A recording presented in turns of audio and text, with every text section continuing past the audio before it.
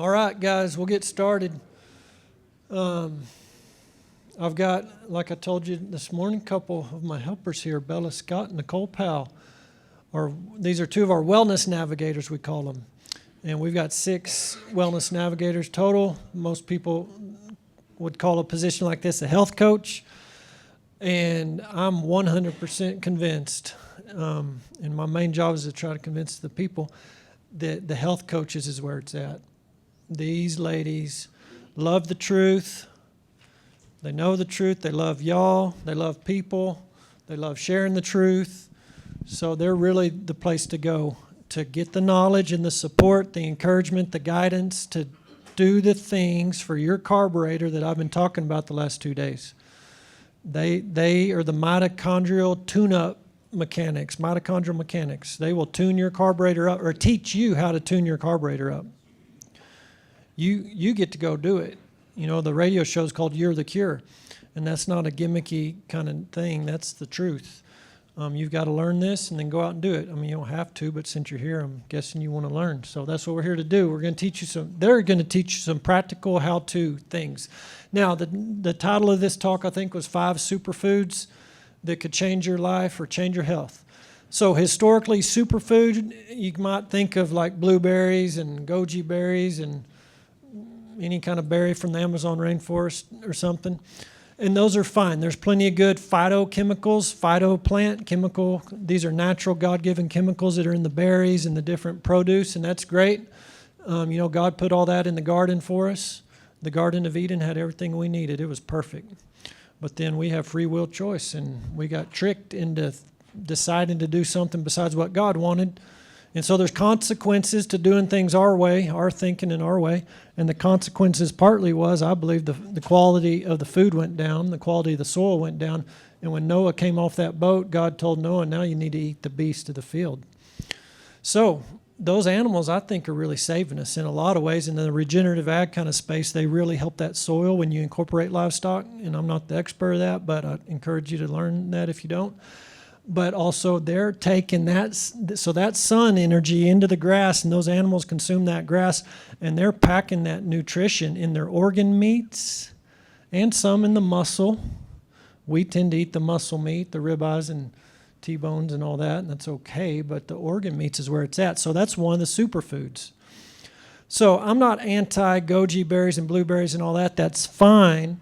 But where were those berries from? What soil were they grown in? How long ago was it that they were picked? Because a lot of those are picked too early.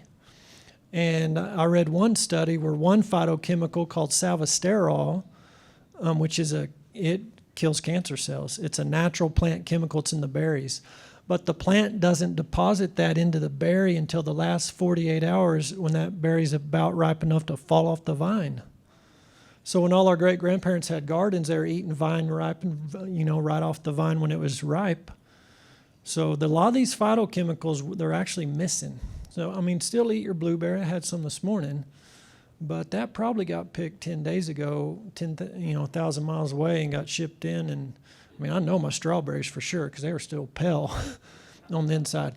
So I'm just saying it's okay I still recommend eating the plant and the berries and all that. That's fine. But I really feel like these 5 food groups that Bella and Nicole are going to teach you about, they are nutrient dense. And even if you just started with one and just did even a little bit, a tablespoon of sauerkraut once a week, you don't have to go all in crazy hog wild, but you can really start to move the needle if you learn to incorporate some of these. And actually, you're going to recognize a lot of this as your great-great-grandparents ate all this. And we're just trying to get back to that a little bit, so... Anyways, I'll shut up now. Nicole and Bella, thank you for being here. They're full of truth. So y'all, and I told y'all at the end of that last talk, y'all could sign up on the wellness program on the website, and y'all can meet with any of our navigators. And they do classes, and they do all kinds of stuff. So thank you, ladies, for being here. And I'll give it to Bella.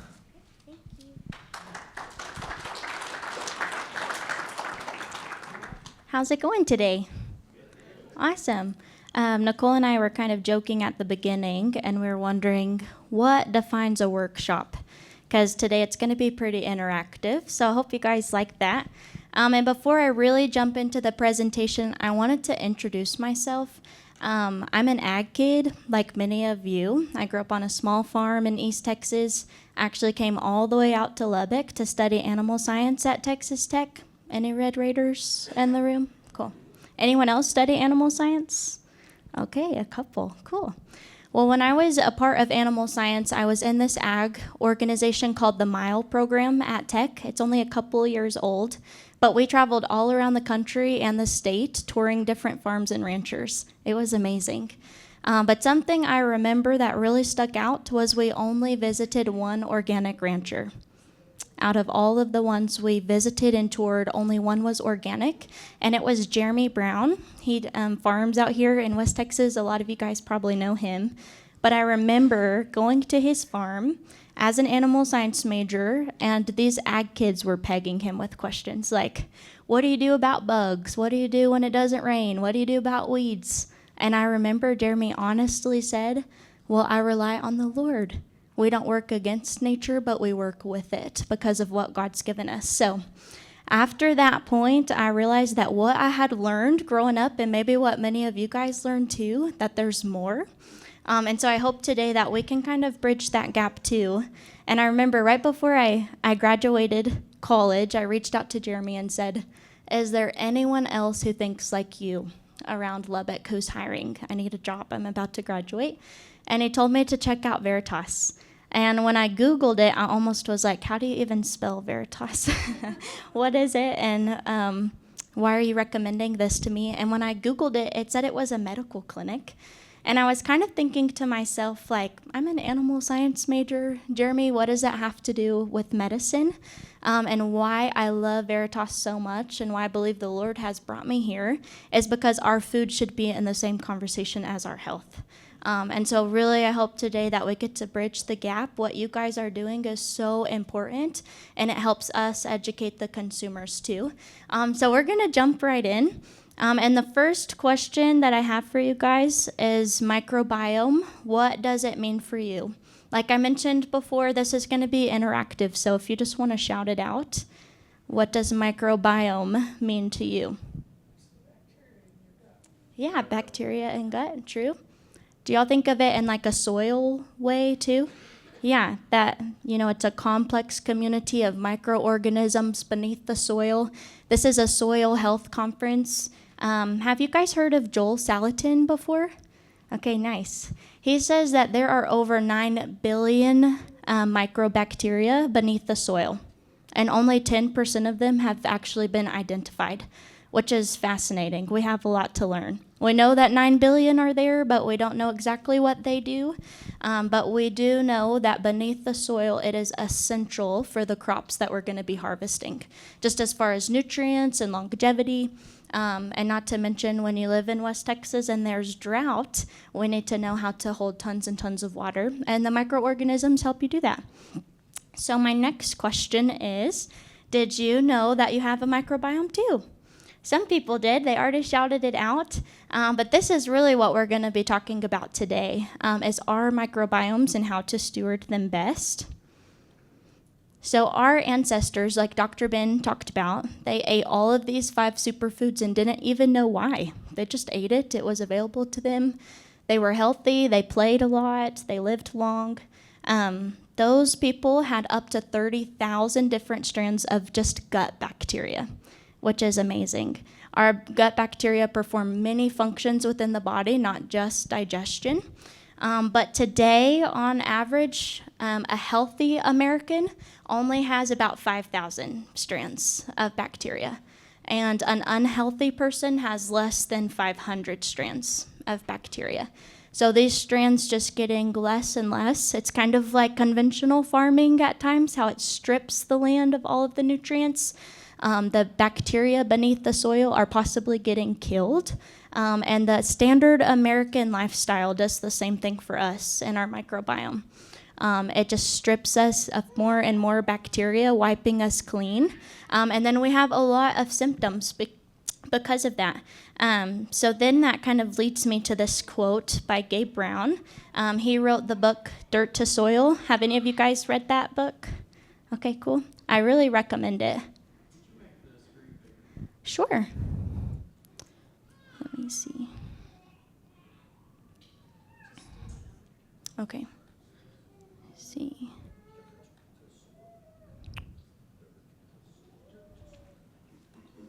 Cool. Is that better? Okay, yeah. Gabe Brown said, farming and ranching in synchrony with nature and the 4 ecosystem processes to repair, rebuild, revitalize, and restore ecosystem function, starting with the life beneath the soil and expanding to life above the soil. And what that means for us, I mean, you guys have just spent a whole conference talking about how to revitalize the soil and soil health to help you be more efficient farmers and ranchers. And for us today, when we're talking about the 5 superfoods, we're trying to figure out how we ourselves can repair, rebuild, revitalize, and restore what's happening beneath the surface within our microbiomes. And the answer of that is stewardship. So here at Veritas, we have 4 pillars: nutrition, hydration, movement, and peace. We meet with people daily to go through each of those 4 pillars. But today for the conference, we're just going to talk about the first one, the nutrition pillar. And I'm going to pass it over to Nicole so that she can go into the 5 superfoods of health. So you guys give it up for Nicole Powell. Thank you. So talking in the microphone is going to be a little difficult because I'm going to be using my hands here in a minute, but I was a teacher by trade, so I can talk really loud. So we can do that. I'm Nicole Powell, and I'll just kind of give you a little bit of my background. If this is new to you, maybe to just make you feel a little confident. Dr. Ben and his wife, Jamie, were my husband and mine's best friends for over 20 years now. My mom was his office manager in Post when he first began practicing medicine. So when he began holistic health, we were still friends, but I was like, that's weird. Like, what are you doing? So we hung out still, but we did our thing and they did their thing until I have 4 kids. And my youngest kiddo was having recurrent ear infections every month. Ear infection every month, antibiotic. So we did a set of tubes, and the infection in her ear was so thick and so much, it was pushing the tubes out.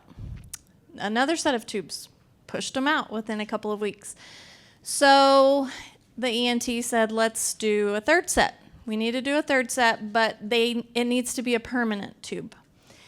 And if she pushes out a permanent tube, she probably will have hearing loss. And for the first time, I'm a mom of 4 kids. That was my last one. For the first time, sitting in a doctor's office, I thought, is this the best option? Like, are you offering me the best option? So we left, said we wanted to pray about it. Someone told us, take her to a chiropractor. And I'm like, whatever. Okay, fine, whatever. So we took her to the chiropractor. She did exactly what he told us she was going to do. Stool out a bunch of mucus because her ears were infected. And so I'm like, yes, okay, well, this is the answer. So I come back to him the next time, and I said, well, what do I do if she gets another ear infection? And he said, just give her colloidal silver. And I'm like, okay. So I go home, tell my mom, who was his conventional office manager, and she's like, you cannot do that. You're going to turn her blue. And so I was like, dumbfounded, like, what do I do now? And so that day we decided to call Ben because I said, well, I trust him. I know he's going to tell me the truth. So we did, and it was like everything he had told us. This was 2013, and he had only started Holistic Health in 2012. So everything he had told us for that full year, it hit right, like it was a divine appointment. And it all made sense, and I'm happy to report that she's never had another ear infection again, and she never had to get permanent tubes. So it does work. Like I said earlier, I'm a teacher by trade, so I was in the classroom. I taught math, and then I finished as special education coordinator. And when I tend to be a type A personality, so when I go in, I go all in. And I just needed to understand everything about why this happened the way it did. And a big part of that, obviously, was nutrition. So Dr. Ben had asked me to come to Veritas, but I couldn't really fit doing something that wasn't what I was formally trained as into my paradigm. So I resisted for a while. And then I came to Veritas in 2018, so I've been there for almost 7 years now. And I've loved every minute of it. I love partnering with people, partnering with moms, because I tell every mom that I talk to, like a lot of people will say, something in me just told me it wasn't right, that I wasn't doing the right thing. I didn't even have that. Like when Ben looked at me and said, just eat real food, I was like, what do you think I'm doing? Like, I'm feeding my kids real food. I had no concept. Like, I didn't even have any idea what I was doing. And here, now I think back and I think, well, what did we eat before? And I really don't know, because this is just such a way of life for us that it's just the way I cook. And it's not hard. It takes time. I tell people all the time, we've traded time and convenience for our health.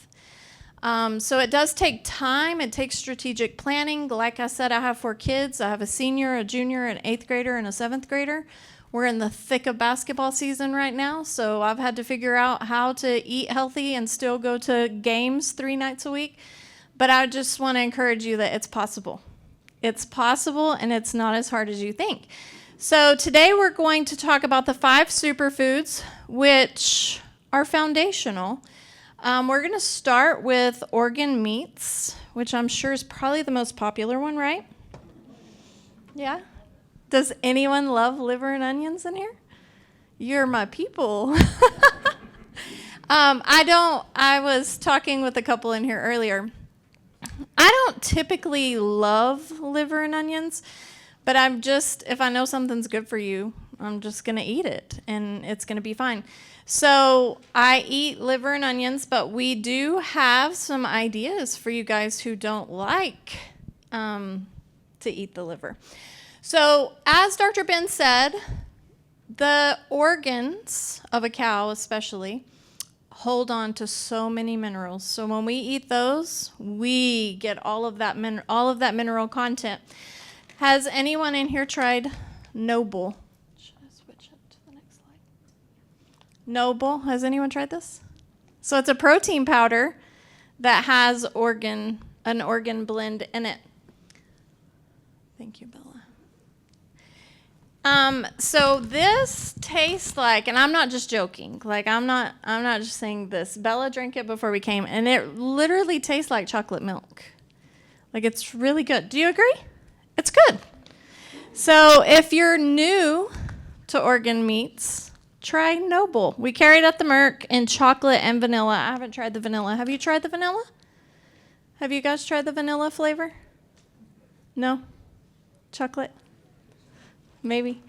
We also have desiccated beef liver capsules that you can take. I actually prefer liver to these. They just have a funny taste to me, but it's a nice way to get it. And then probably my favorite way, outside of just eating liver, which I'm going to come back to, is pluck. Has anyone in here tried pluck? Pluck. It's interesting. An interesting name. But it's just a seasoning that also has ground organs in it. So you can put it like on cucumbers. What do you put it on? Chili, eggs, yes, taco meat, all of the things. It's such a good way. But another interesting way, if you're not wanting to incorporate, because obviously all of these cost more than just going to get a pound of liver and eating a pound of liver. But you can take liver and cut it into like bite-sized pieces and freeze it and then let those thaw out and just swallow it. Yeah. Yeah, but then you don't taste it. It's nice that way. See, Bella even has it as our first thing. Also, we have 2 companies in Lubbock. You guys chime in if you know of more. Holy Cow Beef and Canyon Valley Provisions. You guys know of them? Excellent places to source good, healthy beef. They are grass-fed and finished cows. You can get blends from them as well. So they have ground beef blends that have the organs in them at different percentages. I would suggest, if you're new to this, try and get with like a chili or a spaghetti, something that has a strong seasoning flavor so you're not tasting it. But honestly, I can't taste the organ meats in those blends. So that's a great way. And then, like we said, the seasoning and the capsules are a good way to get your beef liver or heart or kidney, any of those cuts that are not popular. And they're actually more affordable than the steak and the ground beef and all of that because nobody wants them. I remember the first time another Alan Birkenfield that runs, he's in Nazareth, what is it? Pidom. Okay, so the first time I asked him, could I get some liver? And I also love, if you guys are not familiar, cow cheek is really, it's a great cut of meat. So when I asked him for that, he was like, well, the package says dog food because that's how they have to market it, is as dog food because nobody wants it. So it's such an affordable product. I would really recommend that you try it. And if you do want to cook your not raw liver, but your liver and onions, we have a recipe on our website using a lot of bacon grease and onions, and it's a really great recipe. So I would recommend trying that. Make it into fajitas or something. You can make it good. I can tell that you are just so excited to go try this. I'm convincing you. Yes. Holy Cow Beef is here in Lubbock, and Canyon Valley Provisions is in Post, but they deliver to Lubbock. And then there's Pidom. It's Paidom. He's out of Nazareth, and he delivers to Lubbock once a month. So those are all great. And if you guys have questions, yeah, just interrupt me.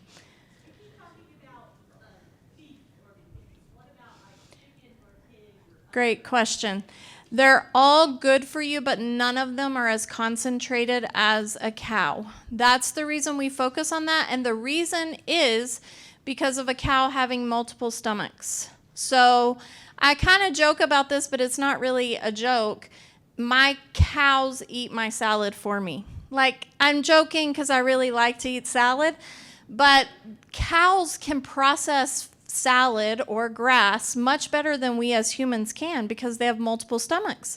So it moves into each chamber and does something different. So if you talk to the average American, they think that health food, like Dr. Ben was saying, you know, blueberries, raspberries, all of those things. And then what's the next buzzword in the health food world? Kale, broccoli. Like, I'm not saying don't eat those things or that they're not healthy, but there's a reason that when you eat broccoli, you get bloated. And you don't when you eat a steak. Your body just naturally processes animal food better. It's easier for it to process because it's like us. So it's better to just let the cow process most of that, and then you eat the cow. Chicken, pork, all of that, they're great. They do still have a high mineral content, but they don't have multiple stomachs, so they can't absorb as much nutrients. Great question. Sheep, yes, that's a good one. And sheep actually, obviously, they're biblically clean animals. So that's the reason the animals in the Old Testament law, that's part of it, is because of the way that they process their food and how they store the nutrients. Great question. Any others before we move on to the fun stuff? We're almost to bread. Next is bone broth. So this is where I'm going to have to probably use both of my hands because I wish that we had, all day and a stove and all of the things to teach you that these things aren't difficult. But bone broth is really not difficult. You just throw a bunch of stuff in a pot or an Instant Pot if you need it to be quicker, and let it sit and do its thing. So we brought an Instant Pot just to show you. And I'm going to tell you how to do it in an Instant Pot if you want to, but we're really going to put everything in the pot over here. I'm going to move this out of the way. So if you want to make your bone broth in an Instant Pot, you want to put it on high pressure for 2 hours and then allow a natural pressure release. And then most Instant Pots stay on keep warm for 12 hours after they stop cooking. You want to let it just stay there. Just let it sit for 12 hours and then strain it. In a sauce pot, today we brought chicken. I prefer beef broth. You're going to see a theme here. I like cows better than chickens. But I prefer beef broth mostly for the flavor. So if you make beef broth, I would recommend roasting your bones first. That gives it a depth of flavor that just raw bones don't have. It's going to make it more, you could probably drink it just like you drink a cup of coffee when you roast your bones. So you're going to start with roasted bones at 350 for 30 minutes to an hour. Today we're going to do chicken. This is a chicken back that I got from Holy Cow. Really what it is a chicken carcass with just a little bit of meat left on it, and it's great to use for bone broth. So we buy a lot of whole chickens, but we also prefer like certain cuts of chicken, so I'll buy those cuts. So I always keep some chicken backs in the freezer so that we can make bone broth. So today we're going to start with the chicken back, and I'm telling you I didn't bring it, but the best way to make bone broth is, thank you, there's Velcro here and I keep sticking to it, is to have chicken feet. Chicken feet are, and the same's true for a cow, their ankle bones are the most nutritious part for bone broth. They contain the most collagen. So when you use chicken feet, it looks very unappetizing as you have these feet sticking out of your pot. But you will finish with a bone broth product that looks like Jell-O. And that's the goal. So when I make my bone broth, and I'm going to tell you exactly how, but when I make my bone broth and I strain it, and then I stick it in the refrigerator to cool, the next morning it looks like Jell-O. It's solid and it wiggles like Jell-O, and it should. That tells you that there's a bunch of collagen and gelatin and all of the things that are going to heal that gut lining in that product. So gelatin, when we drink it, it coats our gut. So how many of you have heard of leaky gut? Yeah. So leaky gut, Dr. Ben may have said it in his talks before, but your gut, your junctions of your gut should look like this. There should be no space in between. But when we eat food that's been sprayed with glyphosate, we get little spaces in between our gut. So then when you drink milk, the proteins from that milk seep through those places that's open. And your body sees that as a foreign invader. And it mounts a response, sometimes a response that's called anaphylactic shock, and it can kill you.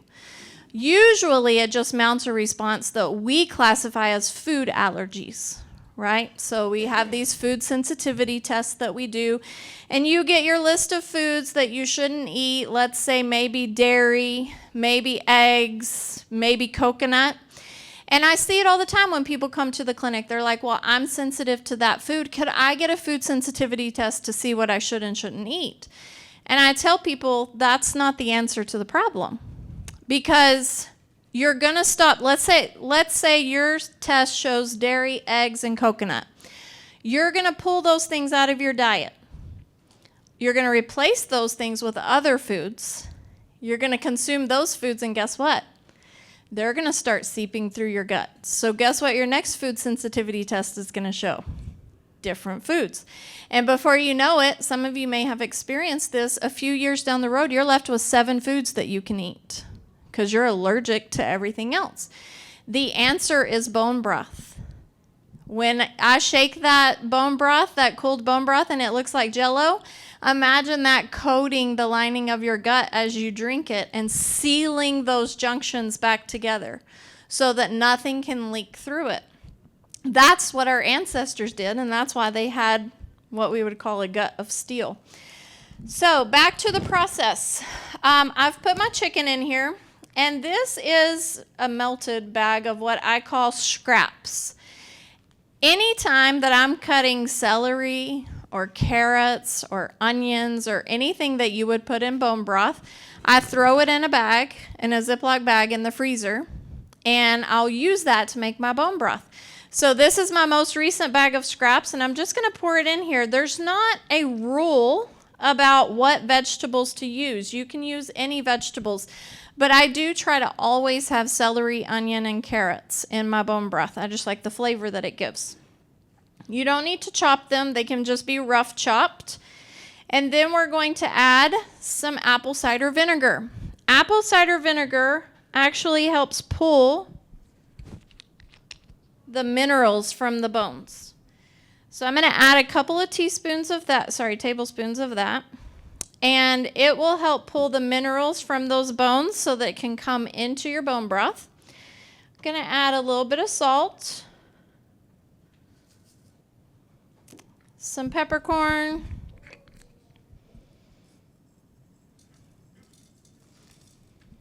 and turmeric. And then I like to add, I do the same thing. I didn't have any because I just made bone broth.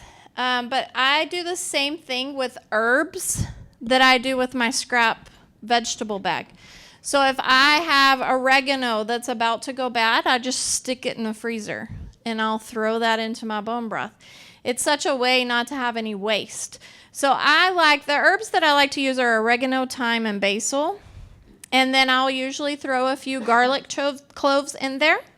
And then we're just going to cover this with water. Now this is how you have to really pay attention to how much water you're adding if you want a gelatinous broth. So when you're pouring your water over your chicken bones or over your beef bones, you just want to barely cover them.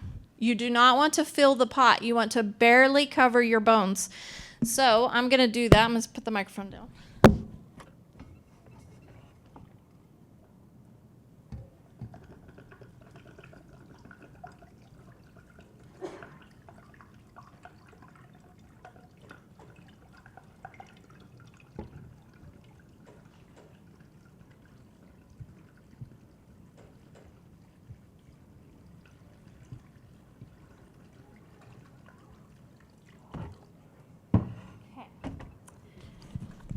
So that was about a gallon of water.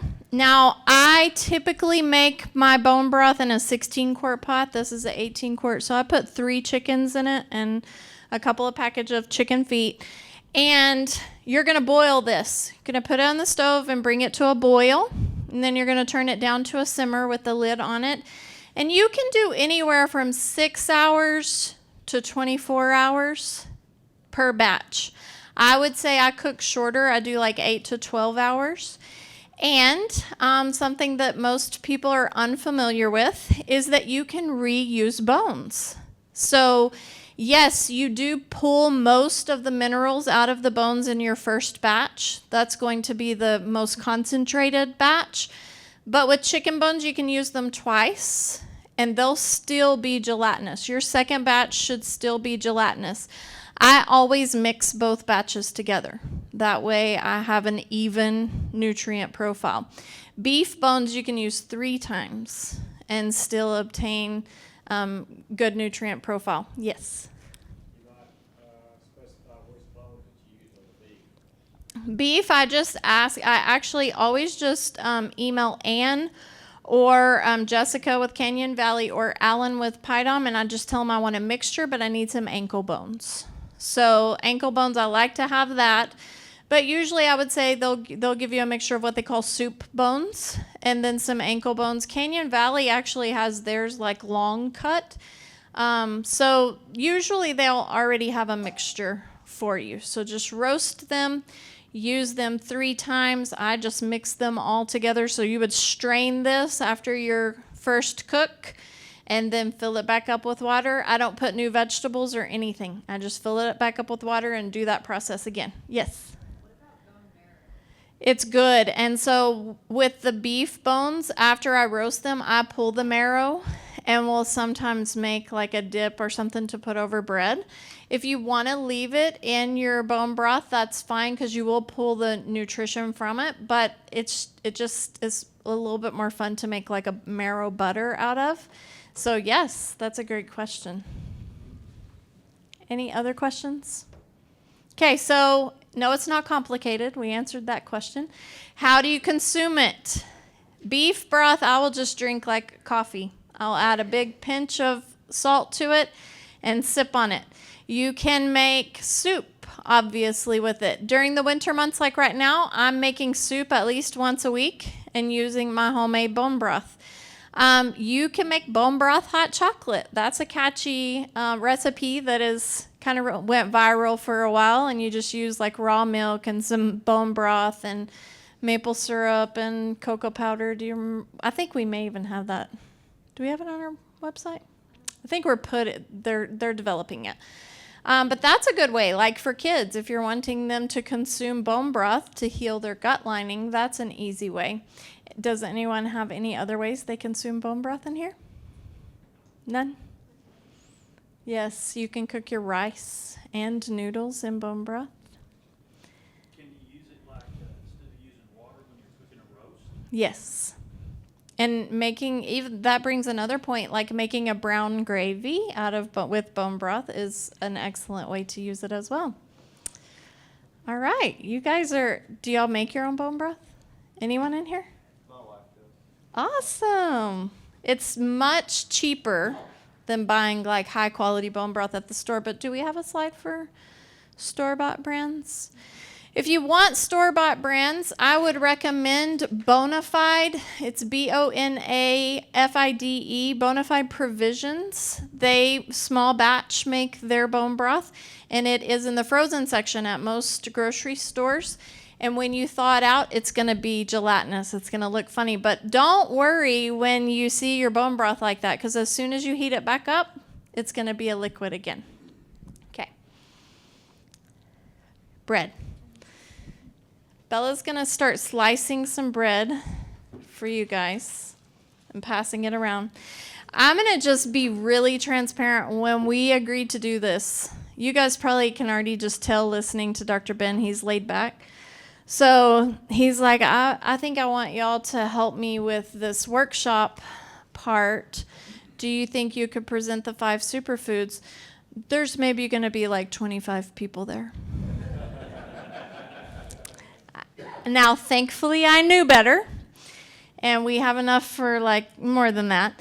But we're just winging it here. So we did make 6 loaves of bread, and Bella's going to cut that to share with you guys. So how many in here do fresh milled bread? Yay. So we had Sue Becker on our podcast in 2021. April 19th, 2021, to be exact. And I can remember that because you know those days in your life where time kind of just stops? That was the day. So Dr. Ben starts his radio show. At the time, I summarized all of his radio shows. And there was only 2 navigators, I think, at the time. So I was talking to all patients. I would say the majority of Veritas patients have my personal cell phone number, and they just text me questions. So he starts his radio show with a bread lady. After we have told people for years, don't eat bread. Bread's bad for you. So I'm like a little bit salty about this. I was like, what is he doing? What? People are going to text me. What is he doing?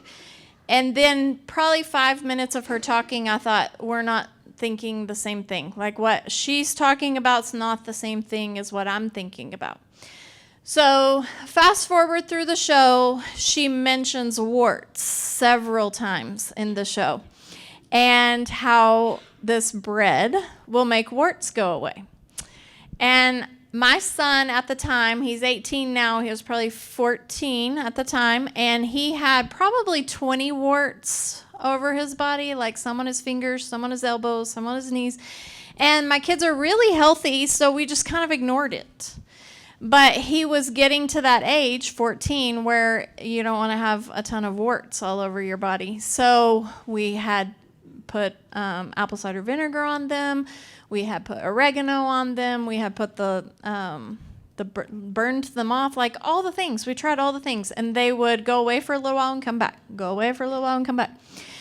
So I'm sort of an impulse buyer, and by the end of the show, I basically had ordered everything that I needed to make this bread because I thought, I'm going to test her. I'm going to test this out. And I did. So everything comes, and I fed him something with fresh milled grain every single day, whether it was a slice of bread, or if you're new to this, you can actually cook wheat berries like you cook rice. It's a little different process. You actually have to use 4 cups of water or bone broth to 1 cup of wheat berries. And with rice, you boil it and then you turn it down and just steam the rice. With wheat berries, you have to keep them boiling, and they'll eventually crack open and absorb all of that water or bone broth. So we would do that, or I'd make pancakes or muffins or whatever. And in 3.5 weeks, every wart was gone. I watched them disappear before my eyes, and they've never come back, and that was 4 years ago. I've never seen anything like that. So it was like cognitive dissonance. Bread's bad for you, but there's something in this that took away. I mean, he had a perfect diet, so there was something in his body that was needing what's in this. I just had no way to reconcile it. So I continued to research, and if you have ever been to one of our bread classes at the clinic, or you've listened to Sue Becker, you know that these tiny little berries, well, you guys are all ag people anyway, so you already know what a wheat berry looks like, but I'm going to show you anyway. We have our wheat berries inside of our meal, and they look like seeds. Hard seeds, which is what they are. They're seeds. And you can mill them, but this seed, these seeds that are in here, and this is a mixture of hard red, hard white, and spelt seed. This seed, when you understand what's in it and what it does, it helps you to fully understand why grain is mentioned in the Bible so much. It was their sustenance, like that's what sustained them. That berry, that little wheat berry, so every day we have 44 what we call essential nutrients. And what that means is these are nutrients that we cannot get from our own body. We have to consume them. Things like vitamin C. Your body doesn't make its own vitamin C, so you have to take it as a supplement, or you have to eat fruit to get your vitamin C. We have 44 of those, and this wheat berry has 40 of those 44 essential nutrients. That explains why it was their sustenance. They only have 4 things, 4 amino acids that they had to consume outside of this wheat. So when an animal wasn't around, when berries weren't present, bread. And if you eat that bread that Bella just passed out, and you have a bowl of beans with it, you have a complete protein. You have everything that your body needs. So it's really incredible the way that we're designed and how God designed our food. And it's actually, again, I'm going to say, it's not a hard process. I remember thinking through that show, and I start every bread class that I do by saying, it felt like Little House on the Prairie-ish. I was like, people make their own bread? And this was like me as a navigator. Like, I already cooked real food. It's not like I wasn't familiar with that, but I was like, who has time to make their own bread? And then I just did it, like everything. You're going to see a journey here of when I get to raw milk, I'll talk about that, of me just looking at it and thinking, there's no way I can do this. And then you just do it, and you realize, okay, it's not hard. And if you've already eaten yours, it's good. Like, it tastes really good. So we brought our bread machine today, which I've already mentioned that there's a lot of trading how much you spend on things, trading how much time you spend on things, and bread's no different. So you'll have to have a meal or have a friend who has a meal. That's like a requirement because you have to turn these wheat berries into flour. And these berries, once they become flour, they begin to oxidize. There's really varied reports, but I would say within 24 hours it begins to oxidize, and I wouldn't use it after 72 hours. That's why the flour that you go and you get from the store is not the same as this, because those oxidize. So what they do is they take what I'm about to do and they sift it, and they collect the bran and the germ, interestingly, to sell to cattle ranchers and pig farms as animal feed. And those 40 essential nutrients that we just talked about, that was all in that went to the animal. And then the protein and starch that's left is what we know as white flour that you will buy in the store, devoid of nutrition, basically. And so they began to notice this, that it is void of nutrition. They began adding things. You see it all the time on your sack of flour that you probably had years ago, because we're going to fresh meal them now. They'll say enriched and fortified. And those words sound like they're going to be a good thing. If I tell you I'm going to, as a teacher, when I enriched my students' education, that's a good thing, right? I'm making it better. Not with flour. Because what they enriched was with several things, but most specifically, and I would say the most problematic, is synthetic iron. Iron filings.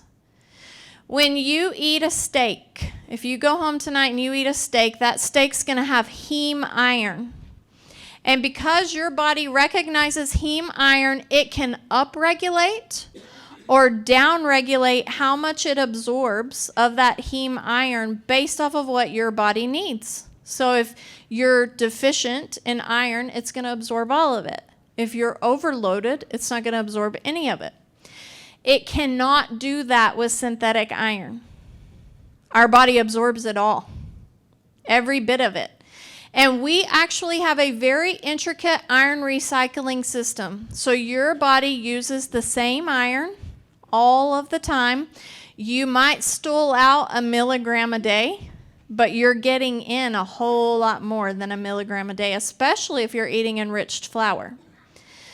So the only way to get rid of excess iron is to bleed. So females are actually fortunate. They have a bleeding every month, so they're able to get rid of excess iron. Males, not so much, so they're holding on to it. So I would say we see this epidemic of people being anemic. It's almost impossible to be truly anemic in America. You're eating fortified foods. But what's happening? What's happening is we're drawing the blood, and the blood is showing anemic, low iron, because your body sees iron the same way nature sees iron. Yes, it needs iron. Yes, we need iron in nature. But if I leave a wheelbarrow out in the rain and the sun and the rain and the sun, what's going to happen to it? It's going to rust. Same thing. So what your body does to protect you is it begins storing that iron away in your tissues, in your liver, in your brain, in your heart, in your kidneys. Really, all it does is kick the can down the road, but it's your body doing what it needs to do to protect you. Most of the time when we get frustrated with our body, we're like, you're not doing what you're supposed to be doing. The body is actually doing exactly what it should be doing. It's trying to keep you alive. It's trying to protect you. But then we start seeing things like I have seen a person with type 2 diabetes be iron overloaded, start donating blood every 8 weeks. Start eating real food, not do a drastic change, and no longer are they type 2. because iron will do that to you. Iron aggravates rheumatoid arthritis. Anything. You can connect iron to anything. So eating this is a way to have bread, but not have the enriched and fortified flour that we're used to seeing. So we're going to show you how to make a loaf of bread in the bread machine. It's super simple. You don't have to have a bread machine. So I've told you that you have to have a mill. That's kind of a non-negotiable because you have to be able to make your flour. I make my bread, most of it by hand. Does anyone, those of you in here that make fresh milled bread, do you make it by hand or do you use a bread machine? I use a mixer. Awesome. That's what I do. I don't need it by hand. Let me just be totally transparent. I have a mixer, and it mixes and kneads and does all of that for me. Then I let it rise. Then I plop it on the counter, separate it into its pans, and then let it rise again and bake it. Today we're going to show you in a bread machine. So if you have a very busy life and you need convenience, then you can buy this Cadillac bread machine, which I have. I do have this bread machine, but I don't use it. Like if I could redo it over again and you're going to kind of decide what you want to do, I would buy a mixer instead of a bread machine. Like a nice mixer that's supposed to be for kneading dough. Like a Bosch, that's a good mixer. Ankrushram is another good one. Those are both great mixers that are meant to knead dough, and I would put, if you have the time, I would put my money towards that. If you want convenience, this is the way to go. This is the Zoharushi bread machine, and it will, like, I'm literally going to put everything in it, and I'm going to push a button, and 2.5 hours later, there's going to be this beautiful loaf of bread that comes out. It's a 2-pound loaf, so it's tall. Like these are 1-pound loaves. So 2 of these is what this is going to make. It's about the same. It might be a little longer than this, but it's just really tall. So it's a little awkward to make sandwiches on. We just prefer that. But let's start by making a loaf of bread. This is the Nutri-Mill mill. I have the Wonder Mill, and I do want to give a disclaimer because I don't want anyone to ruin their meal. If you have the Wonder Mill, you have to turn the mill on before you start milling wheat berries. Like you can't, this one you don't have to. Like this one, I'm going to pour the wheat berries in. And then I'm going to put my container, which is going to catch the flour, back under there. Yes?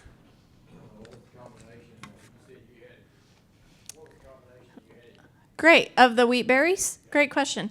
So we have a cup of hard red wheat, a cup of hard white wheat, and a cup of spelt. So if you use the Bread Becker's recipe, which that's Sue Becker that we had on his radio show, their recipe is available for free on their website. Bread Becker, all you got to do is Google basic dough Bread Becker's, and it's going to pull the recipe for you. So they have that available, and you use 3 cups of grain, and it will yield 4.5 cups of flour. I do not measure my flour rarely. I know a lot of people do. I don't. I mostly just measure the grain. I know that 1 cup of grain is going to yield 1.5 cups of flour. So I look at how much flour I need and I just measure my grain. So we've got 3 cups of grain here, and we're going to turn the mill on and mill it, and this is going to be the flour that we need for our bread. And it does sound like an airplane taking off, just so you know.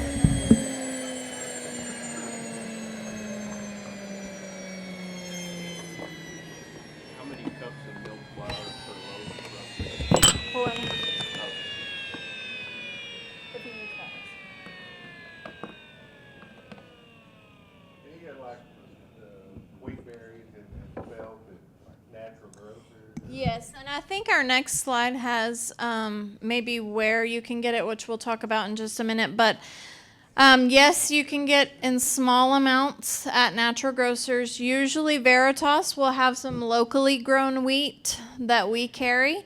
And then Bread Beckers is another great resource. Bread Beckers, I would not order straight from their website.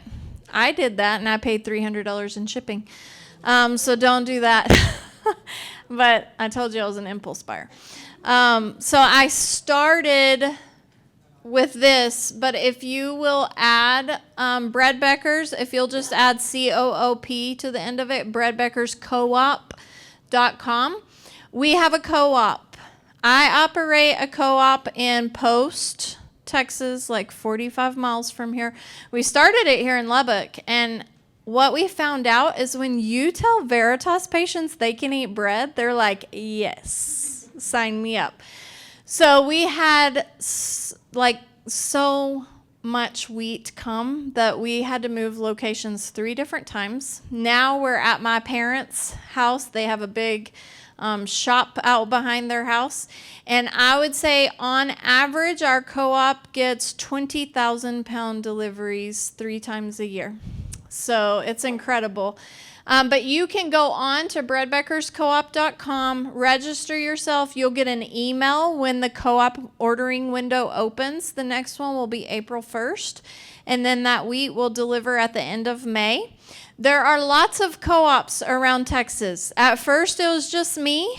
And then I started begging people when they would come pick up their wheat and I would see they were from Midland. I was like, Midland really needs a co-op and Abilene really needs a co-op. So now Midland has one, Abilene has one, Amarillo has one, San Angelo has one, Austin has one, several. So really they've popped up all around Texas. No, they have everything you could need to make bread. Like I get all of my honey, my olive oil, everything from there. So it's a great resource. Natural Grocers, like I said, has small amounts. Azure Standard also does have wheat. I will say, I always give this disclaimer. Number one, it's not always clean wheat. I've found, sometimes I'll get some and it's perfectly clean wheat. And then sometimes I'll get some and there'll be rocks and grass and stuff in it. That doesn't really bother me. What bothers me is when I lose wheat because of pests. It's impossible to clear wheat of pests, okay? Because when they leave the field, they probably have eggs, even if you get the bugs out. So what I would recommend, if you're going to get some, Bread Beckers treats their wheat with CO2. So when it comes to you, it's guaranteed pest-free. You can keep it for 30 years. You can keep that grain as long as you don't mill it for up to 30 years. And it shouldn't get pests as long as you keep it sealed. With Azure and others where the grain comes in the bag, I would treat my wheat if I were you. I've just ruined too many buckets of wheat when I look in it and there's bugs crawling all around and I have to throw it out. It really makes me mad. You can treat your own wheat. Just put about a 2-ounce block of dry ice at the bottom of a 5-gallon bucket. Pour your wheat over that. Then kind of set your lid on top of it, but don't seal it because dry ice melts as a gas. So you want to let it melt for about 2 hours, then seal your lid and let that gas stay in that bucket for a week or so. And it should kill any bugs, eggs, whatever. So then you shouldn't have to worry about pests. So let me show you how easy it is to make a loaf of bread. And actually, Bella, I think I'm going to let you make the loaf of bread and I'll just tell them what you're doing. So Bella's going to start with 1.5 cups of water. And if you're using the bread machine, you can use room temperature water because the bread machine has a setting where it's going to heat the water for you. It's going to heat the whole mixture for you. So 1.5 cups of water. She's going to use, we're just using filtered water. She's going to use a 1/3 cup of olive oil. You can use most oils in bread. Olive oil is my favorite, but if you prefer avocado oil, you can use avocado oil. You can use coconut oil. You can use melted butter. Avocado or olive oil is just the easiest. Next is a 1/3 cup of honey. And if you have a lot of kitchen experience, you'll know if you pour your oil in your measuring cup before your honey, then the honey just slips right out. And next we're going to do 2 teaspoons of sea salt. And she has all of this measured. We just put it in little baggies. We really didn't even know what we were coming into. We came into the room, we were like, we need tables. So we didn't really know what to expect. 2 teaspoons of salt. An egg, and I do want to say while she's adding these things, the Bread Becker's recipe has a few ingredients in the recipe that are optional. An egg is one of them. I like to use the egg because it gives it a good rise so your bread's not dense. You don't have to. If you're sensitive to eggs, you don't have to. Next up, she's going to use 2 tablespoons of sunflower lecithin. This acts as a dough conditioner and an emulsifier. It binds things together. So what it does is, you notice when you had your bread, it's bendable, like it didn't just crumble in your hands. That's partially because of the sunflower lecithin. The sunflower lecithin is also optional, but it just gives the bread a better texture. Next, she's going to put the flour in. And like I said, I don't measure flour. I'm just going to put all about 4.5 cups of what was milled in there. And then the last ingredient for this bread that you ate today is a tablespoon of instant yeast. And there are a couple of more ingredients in their recipe that they use as optional. That would be flaxseed. I don't use flaxseed in my bread, mostly just because I just don't. And gluten. And I don't use gluten in my bread just because it seems counterintuitive to add extra gluten when the bread has gluten and the texture of it's fine. Now, that's not to say I'm a purist and I don't ever use gluten. If I'm making bagels or pizza crust, I'll add gluten to the flour just because it does make it so stretchy and filled with air. So those are both optional. Then you would basically just put your pan in here. We're not going to start it because I told Bella, she said, well, let's just start it. And I'm like, no, then we're going to have to wait 2.5 hours for the bread to be done. So you would just push start, and in 2.5 hours, you would come back to a loaf of bread. Or you can delay the start on this bread machine. So if I want it to be ready when I wake up in the morning for breakfast, you can delay it up to, I think, 12 hours. So this is fresh milled bread in a nutshell. You can make pancakes with that flour. You can make muffins.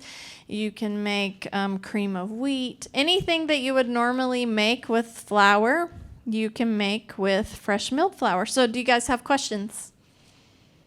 Yes.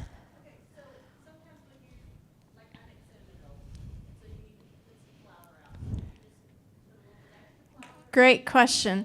There are a few recipes that I actually measure my flour for, mostly when I'm doing sourdough. I use fresh milled flour to make sourdough.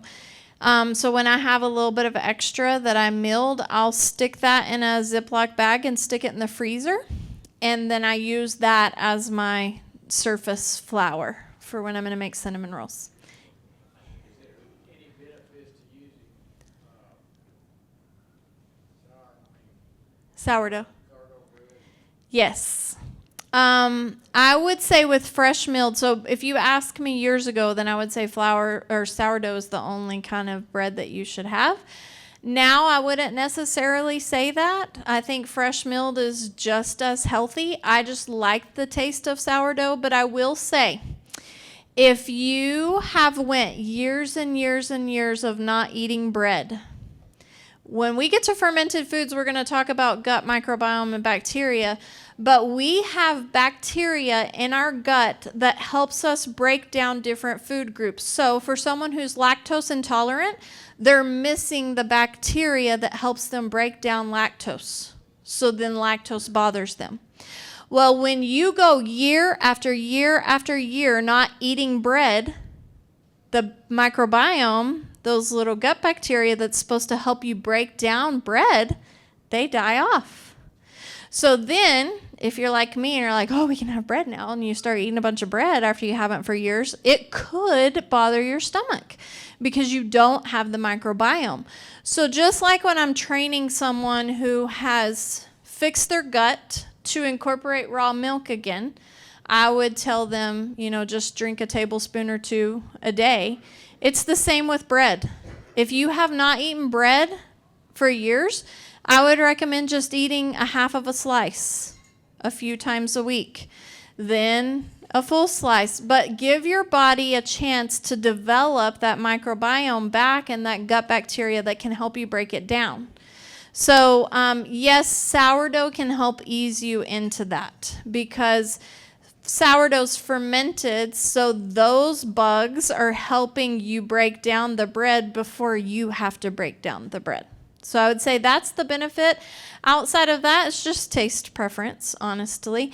And I guess I would say it's a natural leaven. That's what the Bible talks about when it talks about leaven. Sourdough's a natural leaven. Any other questions? Yes?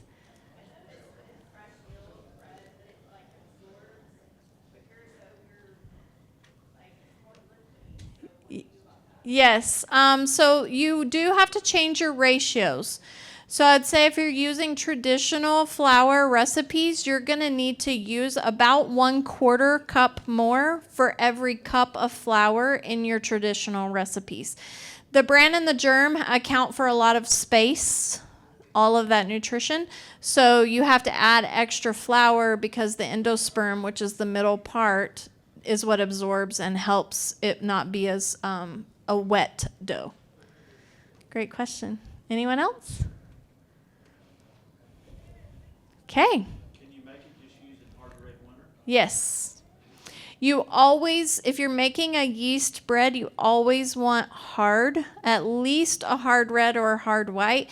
Like you notice that I used hard red, hard white, and spelt.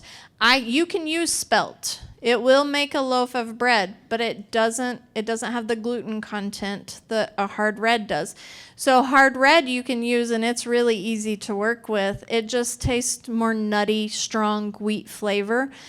Einkorn, kamut, those are all different ancient grains. Einkorn's very hard to work with. If you're not familiar with working with einkorn, it's one of the harder ones. But those are, so einkorn and emmer are the grains from the Bible. When you read about wheat, when it just says wheat, it's talking about einkorn and emmer. They have 14 chromosomes. They haven't been hybridized. And then I know if any of you were patients at Veritas a long time ago, we had you read Wheat Belly, and Sue Becker has a rebuttal to that book on her website. So if you read Wheat Belly, I would encourage you to go read that rebuttal because he talks about in Wheat Belly how wheat is genetically modified. And she kind of just kills that sacred cow and says, it's not, it's hybridized. So that's what's happened is so einkorn and emmer, 14 chromosomes, then they hybridized it, and we have the other ancient grains like spelt and kamut and rye, all of those. And then all the way up to the one that has the most chromosomes, which would be hard red and hard white. They are very easy to work with. So if you're new to using it, the gluten content is high, and they're just yield themselves to being easy to work with in yeasted breads. But I always use at least 1 cup of hard red or hard white in all of my recipes.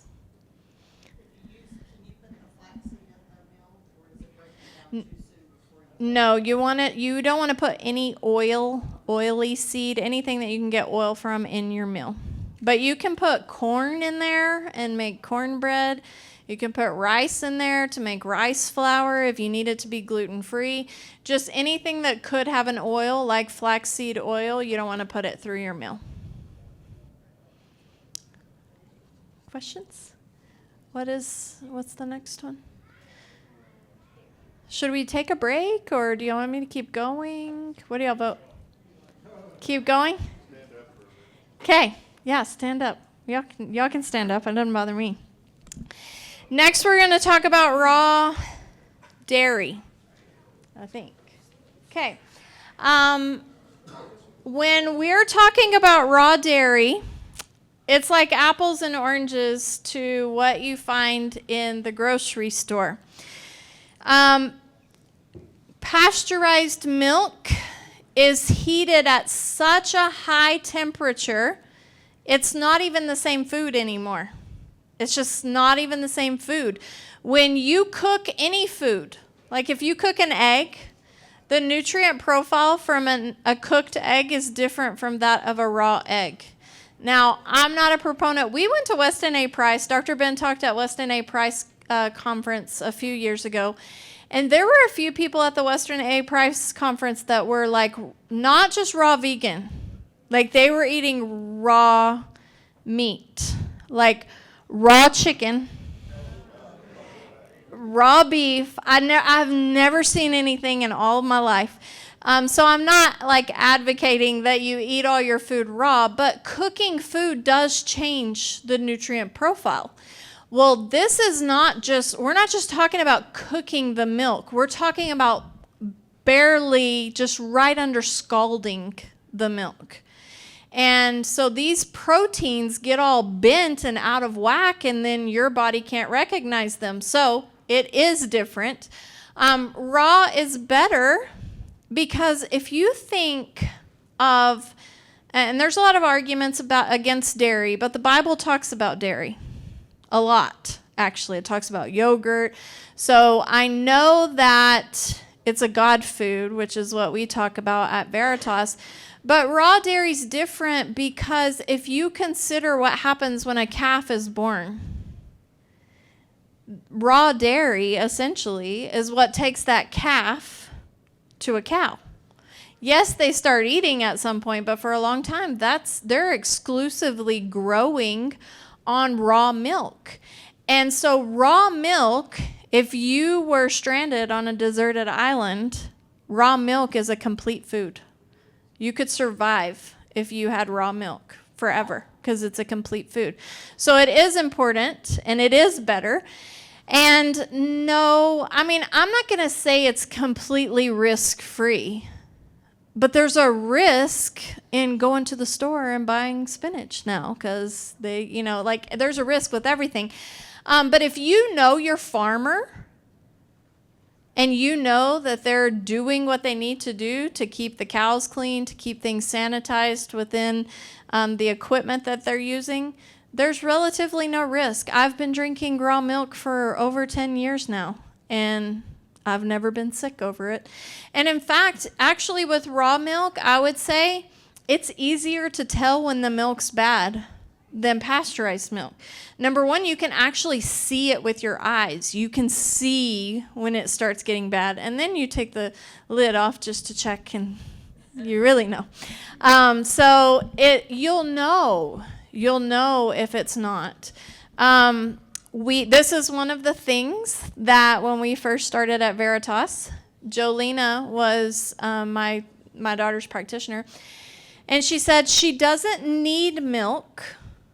She doesn't need milk to get her calcium. She can get calcium from spinach and a million other things. But if she does drink milk, she needs to drink raw milk. And I remember thinking, you've lost your mind. I am not drinking milk that comes straight from a cow. But I just had to, there were so many things from that first appointment for my mind to process that once I was ready and had enough space in my head to realize, okay, what she was saying, and that you can make the best homemade ice cream with this stuff, I was like, okay, I'm ready to try it. And we have. So we've been eating raw milk for years. We brought some raw cheese that's available at the Merc. This comes from Holy Cow markets this with us. I think they get it from Dallas.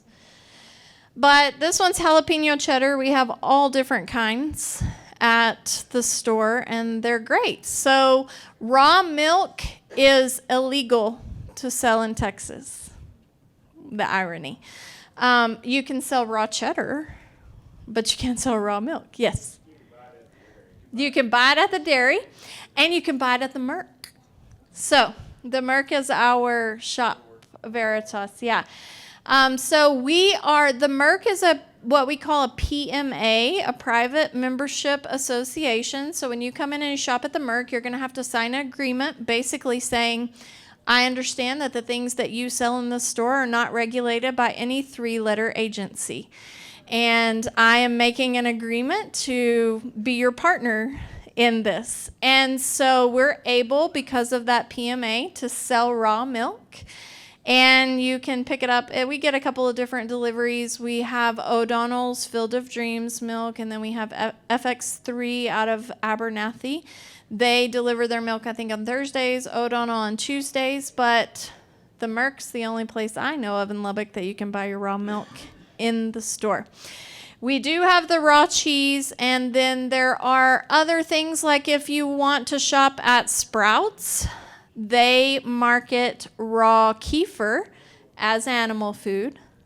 They have to have it in the animal food section, but it is made with raw milk, so that's the only way for you to get raw milk in a commercialized store in Texas. Let's see. We don't have one, but we're going to talk about it when we get to fermented food. Yeah. Does anyone in here drink kefir? Do you make your own? No? Yeah. Yeah. That's great. Yeah, raw goat's milk's great for you too.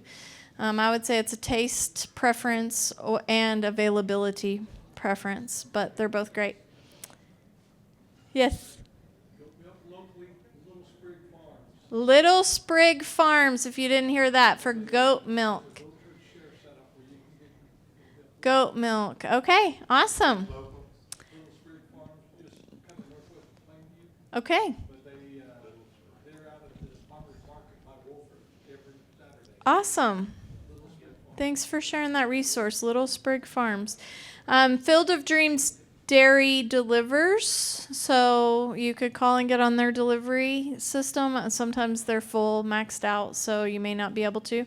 But that's the ways to incorporate raw milk into your diet. If you can't get raw milk and you want to drink milk, I would recommend a low VAT temp pasteurized milk like Kelowna. They sell Kelowna at Natural Grocers. And you'll notice it's not homogenized, so you have to mix it back up. The fat sits on top of the milk. You have to mix it. It is pasteurized because it has to be to sell in the store, but it's a very, like at the minimum temp that you have to in order for it not to be considered raw. So at Veritas, we classify things good, better, best, and I would just say that's a better option. Obviously, raw milk's the best option. Any questions about raw dairy? None? Okay. We're going to go to fermented foods. Does anyone in here consume fermented foods on a regular basis? Awesome. I don't know if bread or fermented foods are my favorite thing to teach, but they're both so awesome. I became infatuated with fermented foods a few years ago when I read a book called The Funky Kitchen. And the author is Sarika Cernhaus, and it literally just opened my eyes to so much. So you heard Bella say that in other countries, the original populations have 30,000 different strands of gut bacteria. In America, a healthy person has 5,000, an unhealthy person has 500 or less. So if you take probiotics, are kind of a buzzword right now, and I'm not saying don't take probiotics, but what I'm saying is if you take that same bottle of probiotics, let's say you pick a favorite brand, Orthomolecular or whatever, and you take that bottle over and over and over, the good probiotics on the market have about 11 strands. Now, we're not talking how many bacteria. They have a lot of bacteria, 2,000 different bacteria, but different strands of probiotics. A nice good one has 9 to 11. So if you keep taking those same 9 to 11 strands of gut bacteria, how fast are you going to get to 30,000? Not very quickly. So if you're going to take a pill probiotic, first thing I would recommend is that you rotate it. You take one brand, the next month you get a different brand, the next month you get a different brand. But even better is to have fermented foods, because fermented foods pull, like when I make sauerkraut, my sauerkraut pulls from the bacteria in the air to ferment. So then not only am I equipping myself with bacteria from my own air to be able to handle allergens and things that are there, I'm also preserving a food, and it's so much cheaper. We brought Bubby's, which is a great brand of sauerkraut. If you have to buy it from the store, you'll find it in the refrigerated section. Bubby's makes sauerkraut. They make some awesome pickles. And just consuming these foods alone, you're getting thousands of strands as compared to your bottle of probiotics with 9 to 11. This is how you're going to get to 30,000 and not eating the same thing. So Dr. Ben talked about starting slow, but you can even finish slow. Something that I learned in that book that was so incredible to me is obviously fermentation came about to prolong the shelf life of food, because they didn't have a refrigerator or things like that. But it also plays a very important role in our digestion. So if I put a bowl of sauerkraut in front of you before your meal and you look at it, what starts happening in your mouth? You start salivating. There's a science to it. You start the digestion process just looking at the sauerkraut, just thinking about it. Your body starts preparing itself. So fermented foods were never meant to be consumed by the bowl full or the glass full. They were meant to be a couple of bites to start your meal. So when I take that bite of sauerkraut, I begin salivating. It hits my stomach, and it basically tells your stomach it's dinner time. It tells the stomach acid pumps, release stomach acid. She's about to eat. That's how it's traditionally used. We shouldn't be drinking bottles of water kefir and bottles of kombucha, and I'm not saying that's necessarily a problem, but that's just not how it was used traditionally. It was 2 to 4 ounces of kombucha to start your meal. So it's not as daunting as you think it is. Like, if I tell you that you could eat a bite of sauerkraut as your probiotic, that sounds a lot better to some of you than saying you have to eat a bowl of sauerkraut as your probiotic. So you just want to rotate through some of these that we've given you ideas on the board. You could have, this is what we do. We have sauerkraut one night of the week. We have kombucha one night of the week, which is a fermented tea, if you're not familiar. We have kefir, milk kefir, one night out of the week. We have water kefir one night out of the week. We have yogurt one night out of the week. I ferment my own vegetables, which if anybody wants to hang around, we have stuff for you to take your own jar of fermented vegetables home. So lots of different options to try to get your fermented foods in. A pickle with a sandwich. It's very, very easy. And it's very, very cheap. It's not as cheap when you're buying these name brand fermented foods, but if you make your own, it really is. Yes? Like all of that, like when you have yogurt, is it just a small bowl of yogurt? If I have it like for breakfast, I'll have a small bowl, but if we're having it at dinner as our probiotic, I'll just take a spoonful. Cup or less? Mm-hmm. Yeah. Yeah. Anything in your smoothie, incorporate it. But you can, what we want to teach you today, and I guess we'll kind of move towards that. I'm just going to be upfront with you guys. This is going to be very interesting because, when 25 turns into 125, and there's not much room in the room. But what we've done is, do we have the QR code so they can scan that first? we have a QR code with this recipe that I'm about to walk you through. You can ferment any vegetable, and it's just simple science. So I'm going to tell you about it, and then those of you who are not interested in making your own fermented vegetables can just watch or leave or whatever. But those of you who want to stick around and make some fermented carrots, we invite you to do that. So you ferment any vegetable with a 2.5% salt ratio. So I want to talk you through it because we're not going to do the full process. We've kind of simplified the process just so we didn't have to have scales and all of that. But what you're going to do, if you're at home, and I'm going to tell you my favorite combination, and my kids love this fermented vegetable mixture. I like to do cauliflower, bell pepper, onion, carrots, a couple of slices of jalapenos, a few cloves of garlic, and a few sprigs of dill, the herb dill. And that's our favorite combination. But what you're going to do is you're going to cut that stuff up. You're going to put your jar. I use a 2-quart like this. We collect these at our house. I use a 2-quart jar, and I just put it on the on the scale. And you're going to tare the scale so it'll come back to 0, even with the jar sitting on it. I'm going to put all my vegetables in there, and cooking to me is an art, so I'm trying to make it really pretty and all of the colors combined. And I'm going to fill my jar up. I'm going to pour water in that jar, and I'm going to end up with a weight on my scale of the vegetables and the water combined together. I'm going to take that amount and multiply it by 0.025 on my phone.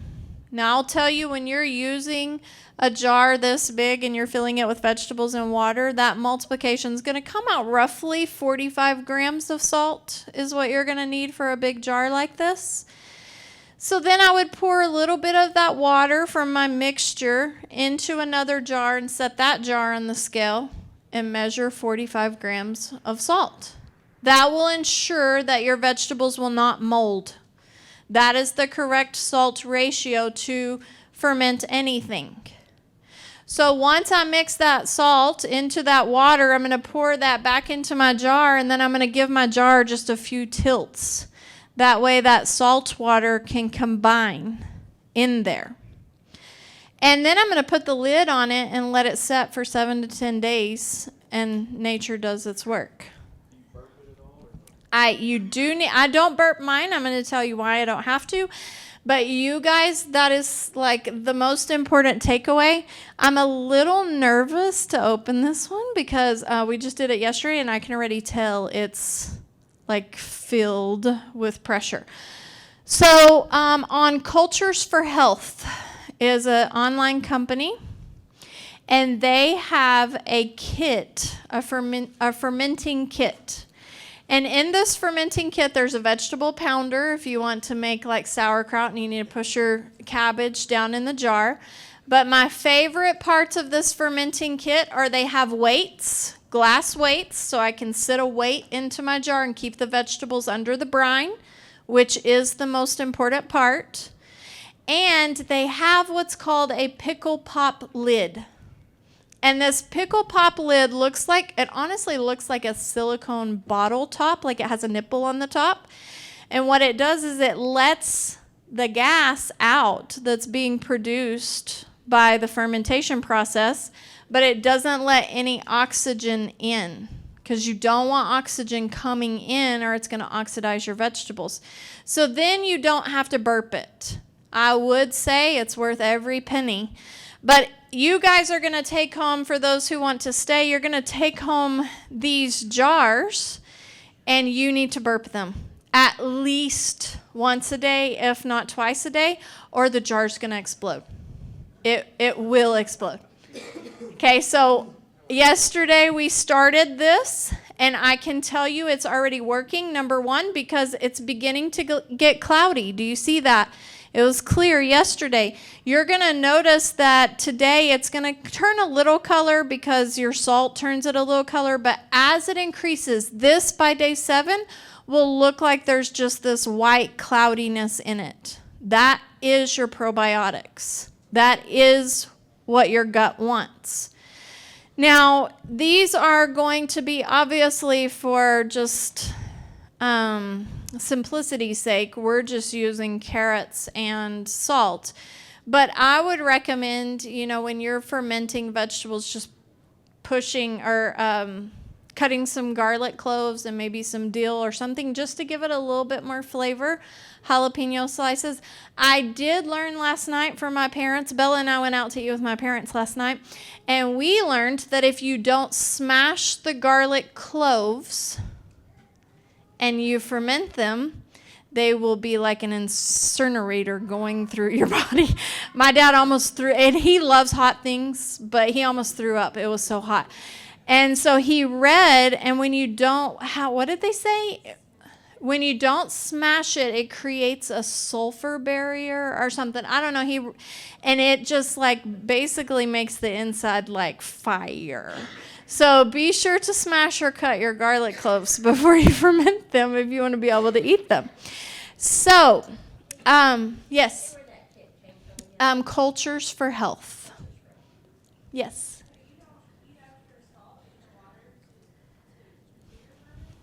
No, a lot of these things, like with water kefir, you would make like a sugar water concentrate, and a lot of recipes call for you to heat up the water, and then I don't ever do that.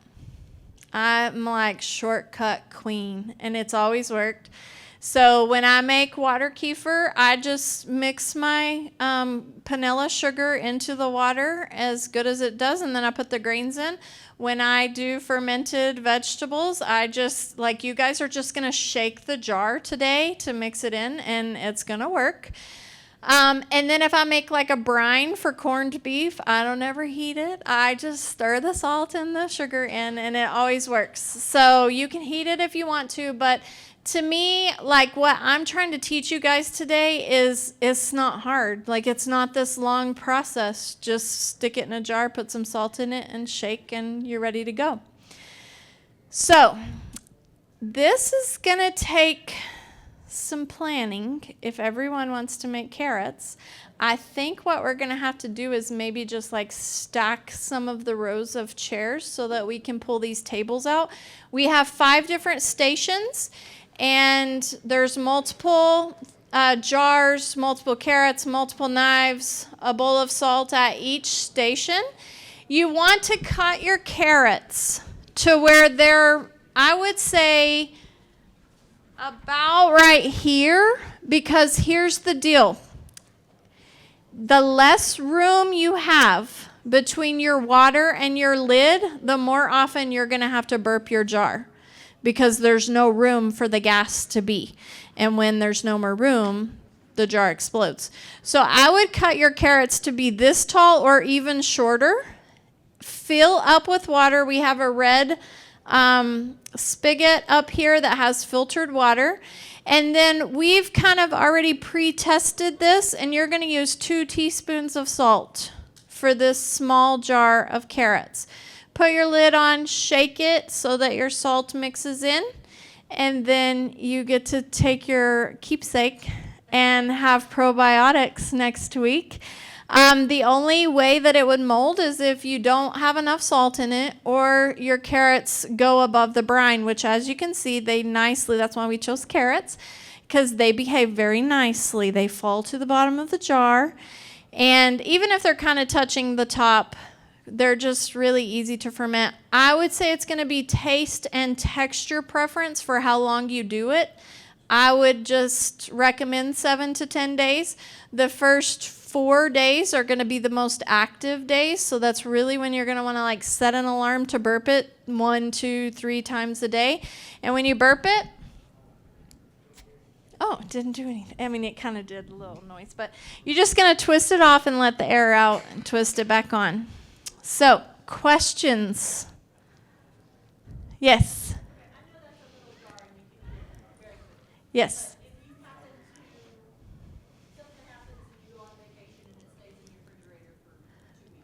Oh, yeah, you're still good. Yeah, months.